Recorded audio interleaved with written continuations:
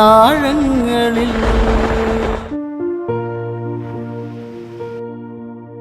ആഴമേറിയ കടലിന്റെ ആഴങ്ങളിൽ നിന്നും ജീവിതം കരുപിടിപ്പിക്കുന്ന കടൽ മക്കളുടെ ജീവിത അനുഭവങ്ങളിലൂടെയുള്ള യാത്ര.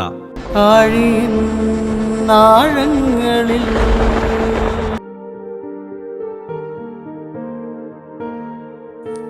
ഇത് യേശുദാസ് അൻഡ്രാടി, കൊല്ലം ജില്ലയിലെ നീണ്ടകര സ്വദേശിയാണ്.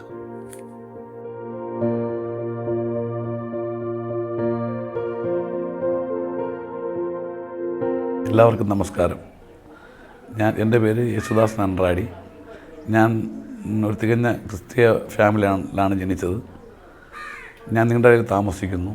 ഞാൻ പഠിത്തം കഴിഞ്ഞ് ITIയിലേക്ക് പോയതിന് ശേഷം ഒരു സെമിനാരിയിൽ ഒരു കൊല്ലം കഴിഞ്ഞു. അതിന് വന്ന് ഒരു 17 വയസ്സുള്ളപ്പോൾ വീട്ടിൽ ബോട്ടുണ്ട്. ആ സാഹചര്യത്തിൽ ചേറ്റുവായിലാണ് അന്ന് ബോട്ട് കിടക്കുന്നത്. ബോട്ട് കിടക്കുമ്പോൾ ബോട്ടിൽ പോകാൻ ആളില്ല. ഞാൻ ഓൾറെഡി ബോട്ടിൽ പോകത്തില്ലായിരുന്നു. അത് പപ്പ പറയും, മോൻ ബോട്ടിൽ പോകണ്ടാടാ, മോൻ കരയെന്നുള്ള നിൽക്കാൻ പറയും. അങ്ങനെ ഞാൻ ഒരിക്കൽ ആളില്ല, ഭയങ്കര കാര്യം ചെയ്യും, പൊടി മോനെ നീ കയറിയിട്ടാ ബോട്ടിലെന്ന് പറഞ്ഞ്. അങ്ങനെ ഞാൻ ബോട്ടിൽ കയറി. ആദ്യമായിട്ട് കടലിലോട്ട് കയറി ചെല്ലുക. ഈ കടൽ ചൊരുക്കെന്ന് പറയും, ഇംഗ്ലീഷിൽ അത് സീ സിക്ക് എന്നാണ് അറിയപ്പെടുന്നത്. ഛർദ്ദിച്ച് വളരെ അവശനായി കിടന്ന്. അങ്ങനെ ഒരു ജീവിതത്തിൽ ആദ്യമായിട്ട് പപ്പയുടെ കൂടെ ബോട്ടിൽ പോയൊരു അനുഭവം എനിക്കുണ്ടായിട്ടുണ്ട്. പിന്നെ മത്സ്യത്തൊഴിലാളികളെല്ലാവരും പൂർണ്ണമായും ദൈവവിശ്വാസികളാണ്. പൂർണ്ണമായും അതെനിക്ക് 100% ഉറപ്പുള്ളതെന്ന് പറയുന്നത്, പപ്പായൊക്കെ വലയിടുന്നതിന് മുമ്പായാലും നമ്മൾ പണിക്ക് പോകുന്നതിന് മുമ്പായാലും നമ്മൾ പ്രാർത്ഥിച്ചിട്ടൊക്കെയാണ് ചെയ്യുന്നത്. ഫസ്റ്റ് വലയിടുമ്പം പ്രാർത്ഥിക്കും. പിന്നെ ബോട്ട് പണിക്ക് പോകാൻ നേരം ഈ 2-3 തിരിയെ കത്തിച്ച് വെച്ച് 15 മിനിറ്റോളം പ്രാർത്ഥിച്ചിട്ടാണ് ബോട്ട് അയച്ച് വിടുന്നത്. അങ്ങനെ ഞാൻ പപ്പയുടെ കൂടെ മോനെ പണിക്ക് പോകാൻ മോനോടെ കയറി ഇരിക്കാൻ പറയാൻ കയറി ഇരുന്ന് പോകുമ്പോൾ വളരെ ഇവിടുന്ന് കരയെന്ന് പോകുമ്പോൾ വളരെ സന്തോഷമായിട്ടാണ് നമ്മൾ ചെല്ലുന്നത്.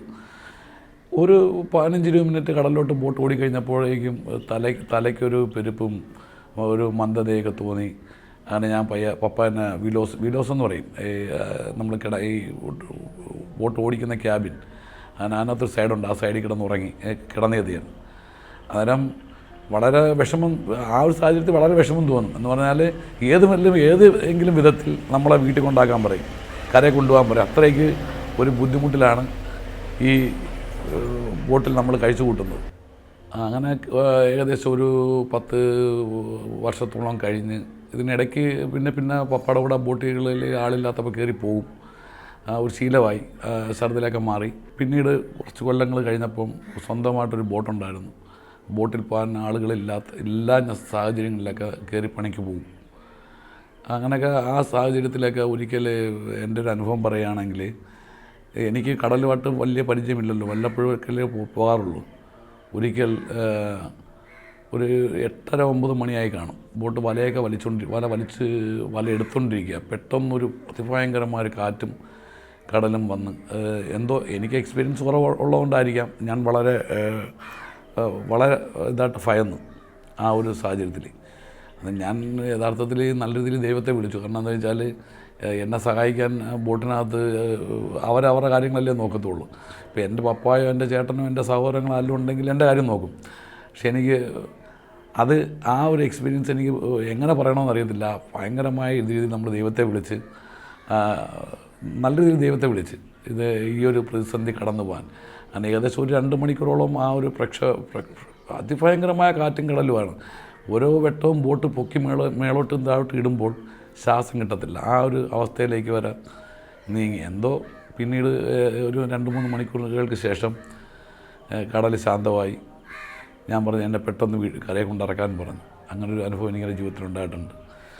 സമുദ്രത്തിൽ പോകുന്ന എല്ലാവരും, എനിക്ക് തോന്നുന്നു എല്ലാവരും തികഞ്ഞ ദൈവവിശ്വാസികളാണ്.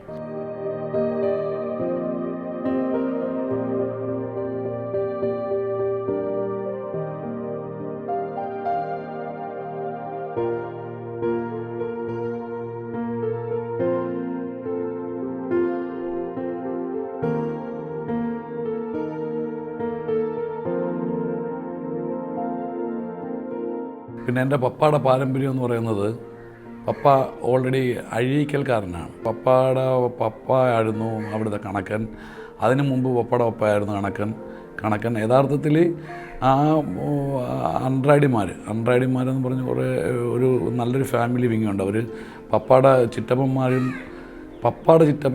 അവരുടെ ചിറ്റപ്പന്മാരും എല്ലാവരും കൂടെ തന്നെ 100-100ഓളം പപ്പാമാർ തന്നെ ഉണ്ടായിരുന്നു ആ നാട്ടിൽ. പിന്നെ അവരൊക്കെ കുറേ പേരൊക്കെ തങ്കശ്ശേരി, കൊച്ചി ഇങ്ങനെയൊക്കെ അങ്ങ് മാറിപ്പോയത്. ഇപ്പം ഓൾറെഡി ഞാൻ തന്നെ നീണ്ടകരയിലായി. തികഞ്ഞ പള്ളിയും കുടുംബമായിട്ടൊക്കെയുള്ളൊരു ജീവിതശൈലി ഞാൻ എൻ്റെ കൊച്ചു ബാല്യകാലത്ത് കണ്ടിട്ടുള്ളത് എൻ്റെ പപ്പയുടെ കുടുംബത്ത്. അങ്ങനെ തികഞ്ഞെന്ന് പറഞ്ഞു കഴിഞ്ഞാൽ പള്ളി തൂക്കാനായാലും തുടയ്ക്കാനായാലും പള്ളിയിലെ എല്ലാ കാര്യങ്ങളും പപ്പയുടെ കുടുംബത്തിലുള്ള ആളുകളാണ് ചെയ്തുകൊണ്ടിരുന്നത്. അന്നേരം അതിൻ്റേതായ ഒരു വിശ്വാസത ഞങ്ങൾക്ക് എല്ലാവർക്കും ഞങ്ങളെല്ലാവരും ഞങ്ങളുടെ കുടുംബങ്ങളിലുള്ള എല്ലാവരും തികഞ്ഞ മതവിശ്വാസത്തിലാണ് വളരുന്നത്. ഞങ്ങൾ ഈ ബോട്ടിൽ പോകുന്നവർ, നമ്മുടെ ഇപ്പോഴത്തെ ഫിഷിംഗ് മേഖലയിൽ പോകുന്നവരെല്ലാം കൂടുതലും തമിഴരാണ്.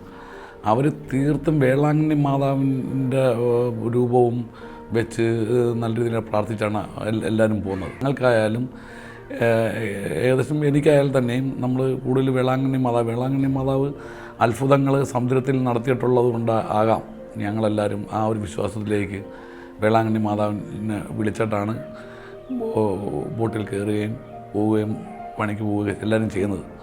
തമിഴ്നാട്ടുകാരാണ് കൂടുതലും ഈ വേളാങ്കണ്ണി മാതാവിനെ വിശ്വാസം അർപ്പിച്ചിരിക്കുന്നത്. സമുദ്രത്തിലോട്ട് പോകുമ്പം നമുക്ക് എന്ത് കിട്ടുമെന്ന് പ്രവചിക്കാൻ പറ്റത്തില്ല. എനിക്ക് എൻ്റെ ഇത്രയും കൊല്ലത്തിനിടയ്ക്ക് വെച്ചുള്ള ഒരു അനുഭവം പറയുകയാണെങ്കിൽ, ഞങ്ങളുടെ ഒരു കമ്പനി ബോട്ട് പടിഞ്ഞാറെല്ലാം വലിച്ചു കുഴഞ്ഞ് കിഴക്കോട്ട് വരുമ്പോൾ ഒരിക്കൽ ഒരു വല വലിച്ചു.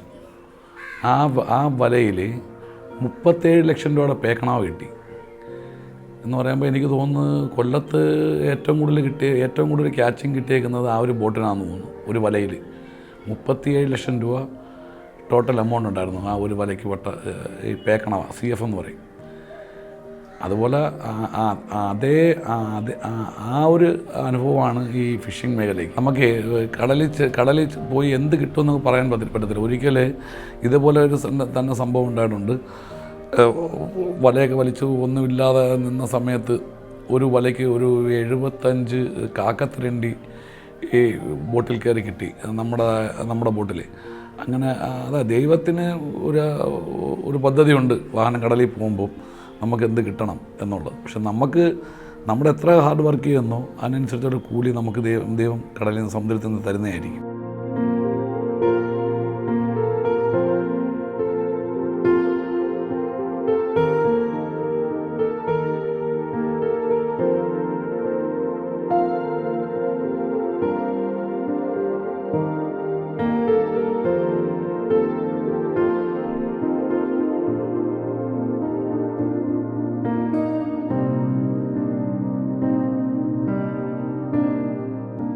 ഇനി ഞാൻ പറയാൻ പോകുന്നത് എനിക്ക് ഓർമ്മയുള്ള ഏറ്റവും വലിയ ദുരന്തം ഞങ്ങളുടെ നാടിനെ നടുക്കിയ എന്ന് പറഞ്ഞാൽ ഒരു ജൂൺ 15 ഞങ്ങൾ സ്കൂളൊക്കെ തുറന്നു സ്കൂളിൽ പോകുന്ന ദിവസമായിരുന്നു ഇത് സംഭവിക്കുന്നത്. അങ്ങനെ രാവിലെ കാറ്റും മഴയുണ്ടായി. അങ്ങനെ ഞങ്ങളെല്ലാം ഓടി ഈ മുട്ടിൻ്റെ പുറത്ത് ചെന്ന്, മുട്ടിൻ്റെ പറഞ്ഞാൽ സീവാളിൻ്റെ ഫ്രണ്ടിൽ ചെന്നപ്പം ഈ വരുന്ന ബോട്ടുകളിൽ ഒരു 30% ബോട്ടുകളും താന്നുകൊണ്ടിരിക്കുക. ബാക്കിയുള്ള ബോട്ടുകളെ ദൈവമാക്കി ഓടി കയറുന്നുള്ളൂ. ആ ഒരു എന്ന് പറയുമ്പോൾ കടലടിച്ചിട്ട് ഈ മുട്ടിൻ്റെ മുകളിൽ കൂടെ ഈ പത പോലുള്ള ശക്തമായ കാറ്റും മാരിയും കൂടെ മുട്ടിൻ്റെ മേളിൽ കൂടെ വരികയായിരുന്നു. എനിക്കൊന്ന് ആ ഒരു സാഹചര്യം പിന്നെ ഇത്രയും കൊല്ലങ്ങൾക്ക് ശേഷം എൻ്റെ ജീവിതത്തിൽ ഞാൻ കണ്ടിട്ടില്ല. ആ ഒരു സാഹചര്യം അത് ഭയങ്കരമായ വിഷമം എന്ന് പറഞ്ഞാൽ ഈ ഞങ്ങളുടെ പ്രദേശവാസികളെല്ലാം കൂട്ടക്കരച്ചിലാണ്. എന്ന് പറഞ്ഞാൽ വരുന്ന ബോട്ടൊന്നും ഓടി കയറാൻ പറ്റുന്നില്ല. 1-2 ബോട്ടുകൾ കയറും, ബാക്കിയൊക്കെ താഴ്ന്നു പോകുന്നു. അങ്ങനെ അതൊരു എനിക്ക് ഓർമ്മയുള്ള കാലത്ത് ഏറ്റവും വലിയ ഞങ്ങളുടെ നാടിന് നടുക്കിയ ഒരു സംഭവം എനിക്കെടുത്ത് പറയാൻ പറ്റുന്നത് ഈ ഒരു സംഭവമാണ്.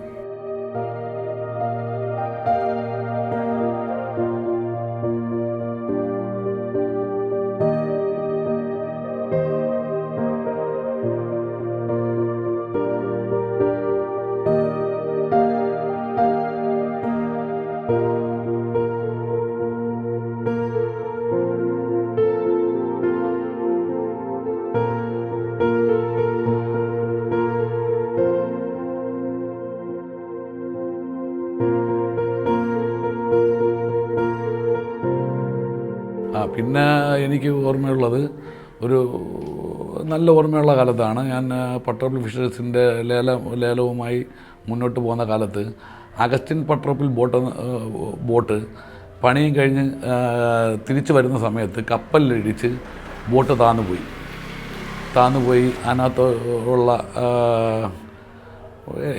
ഏകദേശം എല്ലാവരും സ്പോട്ടിൽ തന്നെ മരിക്കുകയാണ് ചെയ്തത്. അത് വളരെ ഒരു വിഷമം നമ്മുടെ പൊട്ടിപ്പോയ അത്രയും ആളുകളെ നമുക്ക് എന്താണ് അറിയാമായിരുന്നു. ലേലം ചെയ്യുന്ന ഒരു ബോട്ടാണ് അഗസ്റ്റിൻ പട്രോപ്പിൾ ഫിഷേഴ്സിൻ്റെ. അതിനകത്ത് പോകുന്ന സ്രാങ്കും അതിൻ്റെ പണിക്കാരും എല്ലാം ഞങ്ങളെല്ലാം നല്ല സുഹൃത്തുക്കളായിരുന്നു. ഒരു സുപ്രഭാതത്തിൽ നൈറ്റ് പണിയും കഴിഞ്ഞ് ബോട്ട് ഓടി വരുന്ന സമയത്തായിരുന്നു ഒരു കപ്പലിനെ ക്രോസ് ചെയ്യുന്ന സമയത്ത് കപ്പലിൽ ഇടിക്കുകയും ബോട്ട് ഓൺ സ്പോട്ടിൽ താരുകയും ചെയ്തു. അങ്ങനെ അതിനകത്ത് 2-3 ആളുകൾ മരിച്ചു. അത് വളരെ ഹൃദയത്തെ വളരെ ടച്ച് ചെയ്തു. ഭയങ്കരമായ വിഷമമായിപ്പോയി. ആ സമയത്തുള്ള വിഷമം ഓർക്കാൻ കൂടി പറ്റത്തില്ല. അത്രയ്ക്ക് നമ്മൾ തളർന്നൊരവസ്ഥയായിരുന്നു അന്ന് ആ അവസ്ഥ. എനിക്ക് ഈ ഫിഷിംഗ് മേഖലയിൽ ഏറ്റവും കൂടുതൽ ഓർത്തിരിക്കാൻ പറ്റിയ സംഭവം കണ്ണപ്പൻ ലോറൻസ് എന്ന് പറഞ്ഞ അങ്കിളിൻ്റെ ഒരനുഭവമാണ്. ഞാനത് കൺമുമ്പിൽ കണ്ടുകൊണ്ട് നിൽക്കുകയാണ്. വലിയ ഡെക്ക് പോലുള്ള വലിയ ഡെക്കുകൾ കിടക്കെ തന്നെ രക്ഷാപ്രവർത്തനത്തിൽ നിന്നിട്ട് പോലും ഈ കണ്ണപ്പൻ ബോട്ട് ഒരു കൊതുമ്പിൻ്റെ അത്രയേ ഉള്ളൂ. ഈ ബോട്ട് ഈ മാരിയുടെ ഇടയ്ക്കൂടെ എല്ലാം ഓടി കയറി ചെന്ന് ഈ ആളുകളെ രക്ഷിക്കുകയാണ് ലോറൻസ് മാമൻ. ഇന്നിപ്പോൾ ലോറൻസ് മാമനില്ല. ലോറൻസ് മാമൻ മരിച്ചിട്ട് എനിക്ക് തോന്നുന്നു ഇപ്പോൾ ഒരു മാസം കഴിഞ്ഞു. അത് നമുക്ക് വളരെ ഹൃദയത്തെ സ്പർശിച്ച് എൻ്റെ ഒരു സമുദ്രത്തിലുള്ള ഹീറോ എന്ന് തോന്നുന്നത് എന്ന് പറഞ്ഞാൽ ഹൃദയത്തെ ടച്ച് ചെയ്തിട്ടുള്ളത് ഈ ലോറൻസ് മാമനാണ്. പിന്നെ എനിക്ക് ഏറ്റവും അടുത്തൊരു സുഹൃത്തുണ്ടായിരുന്നു, ചേട്ടനെ പോലെ, എൻ്റെ സ്വന്തം ചേട്ടനെ പോലെ കരുതിയിരുന്നതാണ് ബെൻഗർ എന്ന് പറയും. പുള്ളിക്കാരൻ്റെ കൂടെ ഞാൻ ബോട്ടിൽ പോയിട്ടുണ്ട്. അതൊരു ഭയങ്കര അനുഭവമാണ്. ഒരിക്കൽ ബോട്ടിൽ ഞാൻ ഞായറാഴ്ച കുർബാനയും കഴിഞ്ഞ് പള്ളിയിൽ നിന്ന് വന്ന് ഹാർബറിൽ വന്നപ്പം ഈ ബെങ്കർ ചേട്ടൻ ചോദിച്ചു, എടാ പൊടിമോനെ നമുക്ക് ഒരു വല വലിക്കാൻ പാടാന്ന് പറഞ്ഞു. അങ്ങനെ ഞാൻ കയറി ബോട്ടിൽ പോയി. കറക്റ്റ് ഓഗസ്റ്റ് 15-ാം തീയതിയാണ് ഇത് സംഭവിക്കുന്നത്. ഒരു വല വലിച്ചിട്ട് വരാൻ വേണ്ടി ഒന്ന് പോയതാണ് ഈ കരയിൽ കൂടെ. അന്നേരം കൊല്ലത്തുനിന്ന് കുറേ വള്ളം കൂടി വന്നിട്ട് ഞങ്ങളെ വളഞ്ഞ് ഇവർ കിഡ്നാപ്പ് ചെയ്ത് ഞങ്ങളെ ഇവിടുന്ന് വേറെ ഏതോ ഒരു ബോട്ടുകൾ വന്ന് വള്ളവട്ടൻ്റെ പ്രശ്നം ഉണ്ടായതാണെന്ന് തോന്നുന്നു. ഞങ്ങൾക്ക് ആ പ്രശ്നങ്ങളൊന്നും അറിയത്തില്ല. പക്ഷെ ഇവർ ഞങ്ങളെ കൊണ്ടുപോകാൻ പോവുക കരയിൽ ഇവിടുന്ന്. പക്ഷേ ഈ ബെങ്കർ എന്ന് പറഞ്ഞ അച്ചായൻ്റെ ആ ഒരു മനോധൈര്യം ഇന്നും നമുക്കത് വളരെ ഇതാണ്. അച്ചായൻ നമ്മുടെ ഹീറോയാണ് കടൽ പണിയിൽ. എനിക്ക് നമ്മുടെ ഈ ലോറൻസ് മാമനൊക്കെ ഈ പുള്ളി ആ സമയത്ത് ഇതെല്ലാം ചെയ്യിച്ചത്, അല്ലെങ്കിൽ അത്രയും ധൈര്യം കൊടുത്തതോ, അല്ലെങ്കിൽ ആ ഒരു പരിശുദ്ധാത്മാവിൽ നിറഞ്ഞുകൊണ്ട് വല്ലതും ആയിരിക്കും ലോറൻസ് മാമനൊക്കെ. എനിക്ക് തോന്നുന്നു ഞങ്ങളൊക്കെ കൊച്ചു പിള്ളേർ നമ്മൾ കണ്ടുകൊണ്ട് നിൽക്കുക. അത്രയും വലിയ കടലിന് ഈ ഒരു തീപ്പെട്ടി പോലൊരു ബോട്ടിനകത്ത് ഈ മാമൻ, അദ്ദേഹത്തിന് അങ്ങനെ ആ ഒരു മൈൻഡ് വരുന്നത് അത്ര തികഞ്ഞ ദൈവവിശ്വാസി ആയതുകൊണ്ടായിരിക്കാം, അല്ലെങ്കിൽ പരിശുദ്ധാത്മാവിൽ നിറഞ്ഞുകൊണ്ട് ആ കാര്യങ്ങൾ ചെയ്തതായിരിക്കും. അത് ഭയങ്കരമായിട്ടാണ് അന്ന് നമുക്ക് ഫീൽ ചെയ്തിട്ടുള്ളത്.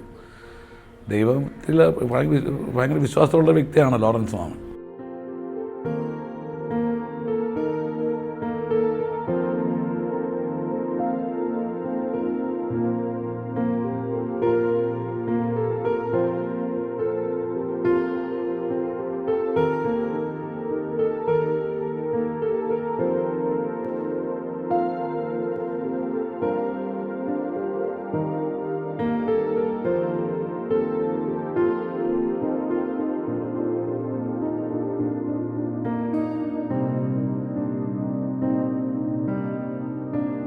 ഞങ്ങളുടെയൊക്കെ ഒരു സ്വകാര്യ സ്വത്തെന്ന് പറയുന്നത് ഞങ്ങൾ വിശ്വസിക്കുന്ന സെൻറ്റ് സെബാസ്റ്റ്യനാണ്. സെൻറ്റ് സെബാസ്റ്റ്യൻ്റെ മണ്ണിൽ നിന്ന് ഞങ്ങളുടെ മധ്യസ്ഥൻ സെൻറ്റ് സെബാസ്റ്റ്യനാണ്. ഞങ്ങളുടെ ആ തീക്ഷ്ണമായ, ഞങ്ങളുടെ ഈ നീണ്ടകരയുള്ള ക്രിസ്ത്യാനികളുടെ തീക്ഷ്ണമായ തീക്ഷ്ണതയേറിയ വിശ്വാസമാണ് ഞങ്ങളെ ഈ നാടിൻ്റെ വളർച്ചയ്ക്കായാലും ഞങ്ങളുടെ ഈ സമുദ്രത്തിൽ ജോലിക്ക് പോകുന്നതിനായാലും എല്ലാത്തിനും ധൈര്യം പകരുന്നത് ഞങ്ങളുടെ മധ്യസ്ഥനായ സെൻറ്റ് സെബാസ്റ്റ്യനായിരിക്കും. മത്സ്യത്തൊഴിലാളികൾ ഞാൻ മുമ്പേ പറഞ്ഞിരുന്നല്ലോ, തികഞ്ഞ ഈശ്വര വിശ്വാസികളാണ് എന്ന് പറഞ്ഞാൽ ദൈവത്തിൽ അവർ വളരെ ഇതായിട്ട് കൂടുതൽ ആളുകളും നീണ്ടകര പള്ളിയുടെ അതിലേ പോയി പ്രാർത്ഥിച്ച ശേഷമാണ് ബോട്ടിലോട്ട് പോകുന്നത്.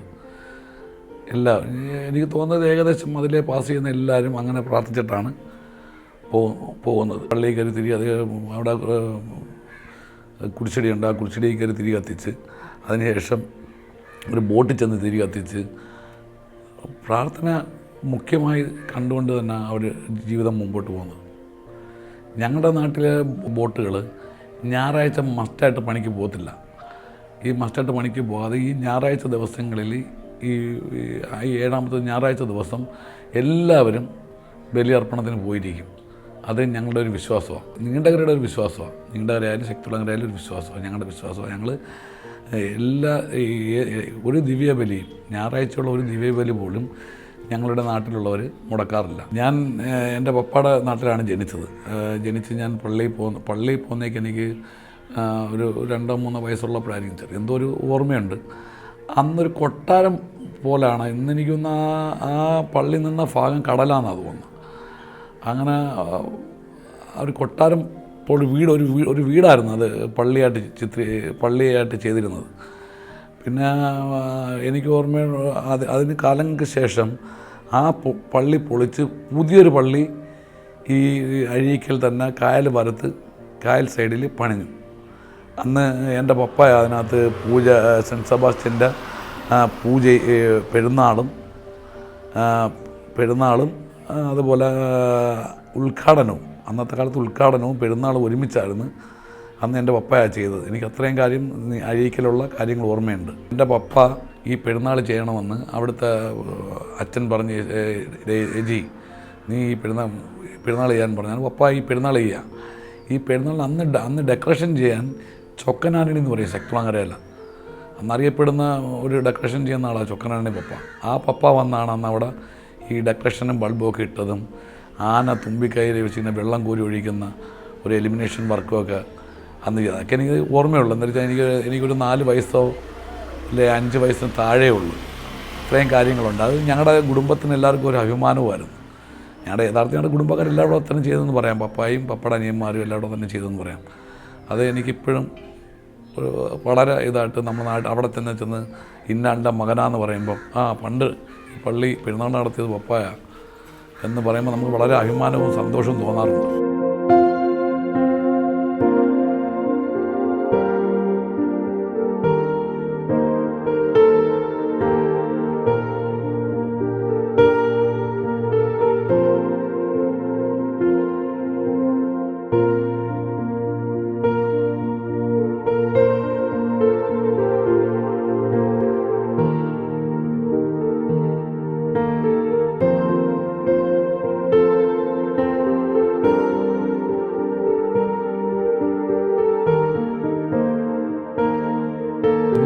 അത്യാധുനികമായ ഉപകരണങ്ങൾ, എക്കോ സൗണ്ട്, GPS, ടാബ് ഇങ്ങനെയുള്ള ഉപകരണങ്ങൾ വന്ന് പണ്ട് നമ്മൾ മത്സ്യത്തെ പയ്യെ ചെന്ന് പിടിക്കുമായിരുന്നു. അന്ന് നമ്മൾ വല വലിച്ചുകൊണ്ട് ചെല്ലുമ്പോൾ മത്സ്യം ഓടും, അതിൽ ചിലപ്പം 10% കിട്ടുന്ന. ഇന്ന് മത്സ്യത്തിനെ ഓടിച്ചിട്ടാണ് പിടിക്കുന്നത്. ആ ഒരു ടെക്നോളജിയുള്ള ഹോഴ്സ് പവറുള്ള എഞ്ചിനും കാര്യങ്ങളൊക്കെ വന്ന് ഇന്നിപ്പോൾ കടലിൽ ചരക്കില്ലെന്ന് പറഞ്ഞാൽ മതി. വളരെ അതായത് എനിക്ക് ഓർമ്മയുള്ള കാലത്ത് ഒരു സീസൺ ടൈമിലൊക്കെ ഒരു വല വലിച്ചാൽ 70 ബോക്സ്, 70 കൊട്ട, 80 കൊട്ട ക്ലിമ്മിങ് കാണും. അതെന്ന് പറയുമ്പോൾ 370 എഞ്ചിനാണ് എന്ന് പറഞ്ഞാൽ ഒരു 70 ഹോഴ്സ് പവറോ 65-70 ഹോഴ്സ് പവറുള്ളൊരു എഞ്ചിൻ വെച്ച് വലിക്കുന്നത്. ഇന്നിപ്പോൾ ആ സ്ഥലത്ത് 590 പവറൊക്കെ ഉള്ള എഞ്ചിനാണ് വെച്ച് വലിക്കുന്നത്. അതുപോലെ തന്നെ അതിൻ്റെ ഇരട്ടി വലിപ്പം 5-8-10 ഇരട്ടി വലിപ്പമുള്ള വലകളും കാര്യങ്ങളാണ്. മത്സ്യസമ്പത്ത് വളരെ കുറഞ്ഞു. നമ്മുടെ കടലിൽ തീരങ്ങളിൽ മത്സ്യസമ്പത്ത് കുറഞ്ഞ്, അതായത് ചെറിയ ബോട്ടുകളായിട്ട് നടക്കുന്ന ആളെല്ലാം വളരെ ബുദ്ധിമുട്ടിയാണ് ഇപ്പോൾ ജീവിക്കുന്നത്. ഈ അത്രയ്ക്കുള്ള സമുദ്രസമ്പത്തിൻ്റെ വളരെ ലഭ്യത കുറവായി. പിന്നെ ഇന്നത്തെ കാലഘട്ടത്തിൽ അപകടം കുറവാണ്. ബോട്ട് മറിഞ്ഞ് ആൾ പോയി അല്ലെങ്കിൽ കാറ്റിന് ബോട്ട് മറിഞ്ഞ് എന്നുള്ളതൊക്കെ വളരെ കുറവാണ്. കാരണം എന്താ വെച്ചാൽ അന്ന് വെറും 28 അടി, 30 അടി, 32 അടി ബോട്ടുകളെ അന്ന് ഉണ്ടായിരുന്നുള്ളൂ. ഇന്ന് ആ സ്ഥലത്ത് 110-115 അടി ബോട്ടുകളാണ് എന്ന് പറയുമ്പം അപകടം ഇല്ല. ഏകദേശം വരുമ്പോൾ അന്നൊക്കെ താഴ്ന്ന കടലിനൊക്കെ ഇന്ന് കയറി പണിക്ക് പോകും ബോട്ടുകൾ. ആ ഒരു അവസ്ഥ നമ്മളിപ്പോൾ കണ്ടുവരുന്നു. ബോട്ടുകളെല്ലാം ഹൈടെക്കായി.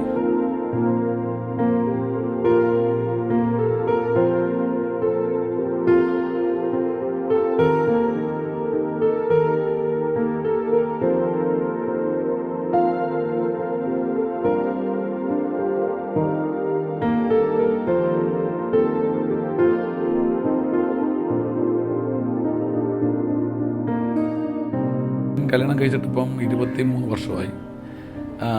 എനിക്ക് മാതാവ് അനുഗ്രഹിച്ച് നല്ലൊരു ഭാര്യയെ തന്നു, അതുപോലെ മക്കളെ തന്നു. മോനായാലും മോളായാലും ദൈവവിളിയിൽ ദൈവത്തെ ഞങ്ങൾ എല്ലാ ദിവസവും വീട്ടിൽ തിരുന്താതി ഓതും. അതായത് കൊന്ത പിടിക്കും, റോസറി ചൊല്ലും, പ്രാർത്ഥിക്കും, ആവശ്യത്തിന് നല്ലോണം പ്രാർത്ഥിക്കും, എല്ലാവരും പ്രാർത്ഥിക്കും. പിന്നെ മക്കളൊക്കെ ദൈവകാര്യങ്ങൾക്ക് വേണ്ടിയുള്ള സമയങ്ങൾ ചിലവഴിക്കാറുണ്ട് അച്ഛന്മാരുടെ കൂടെയൊക്കെ. അതൊരു വളരെ അനുഗ്രഹമായിട്ട് തോന്നുന്നു. ഭാര്യയാണെങ്കിൽ എവറി ടൈം ഒരു ദിവസം 2-3 കൊന്ത പഠിക്കും. അതൊക്കെ ആകാം നമ്മുടെ ഈ തകർച്ചയിൽ നിന്ന് വീണ്ടും നമ്മൾ ഉയർന്ന് ഈ ഒരു ലെവലിലേക്ക് വരാൻ ദൈവം ഇടയാക്കിയത്. ദൈവത്തിന് നന്ദി എനിക്ക് എങ്ങനെ പറയണമെന്ന് അറിയത്തില്ല. കാരണം എന്താ വെച്ചാൽ എനിക്ക് ജീവിതത്തിൽ ഒത്തിരി അനുഭവങ്ങൾ, ദൈവത്തിൻ്റെ ഒരു സ്പർശം ഏറ്റ ഒരു വ്യക്തിയാണ് ഞാൻ. ഒത്തിരി മാനസികമായി പ്രയാസപ്പെട്ട് ഒരു ആത്മഹത്യയുടെ വക്കിലെന്നല്ല, അത്രയ്ക്ക് വളരെ ഉരുകി നിൽക്കുന്നൊരു സാഹചര്യത്തിൽ പോലും ദൈവം എന്നെ ടച്ച് ചെയ്തിട്ടുണ്ട്. വളരെ വളരെ വളരെ അത് എനിക്ക് ഭയങ്കരമായ